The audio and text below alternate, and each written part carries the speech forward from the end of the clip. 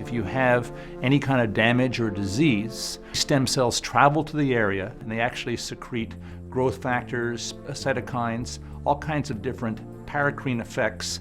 After they start the healing process, they migrate to where they came from, be it the bone marrow or the fat tissue where they are. Certain conditions, fibrosis, they've done experiments in mice where they damage the lungs with bleomycin, which is a kind of chemical, and they've put stem cells into these mice. They travel up to that area and they've actually shown cure. Likewise, they've done in the liver where fibrosis has occurred, and lastly in the kidney where damage is caused to these areas. Stem cells have been delivered intravenously, they migrate to the area of the damage and they've shown tremendous improvement.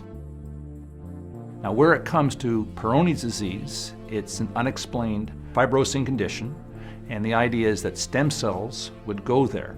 Now the two sets of experiments that have been done in my lab and some other areas are looking at the acute phase, and that is where a patient may have some kind of trauma, where there's an injury, and stem cells are given immediately at that time within the first few days, and this basically speeds up the healing process and it's shown benefit.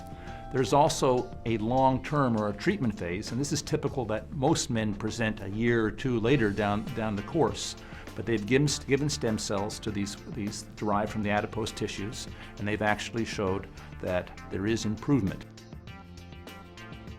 Now these are very preliminary. These are only done in animals. They're really not ready for prime time in humans right now, and these have to be done basically in university centers. They should not have any charge to them, and basically we've got to look at the outcomes.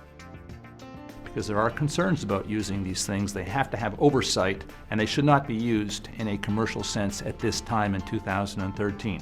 What I would hope, if we go down about 10 years from now, that this may actually be a viable treatment, but we have to do more study in this area.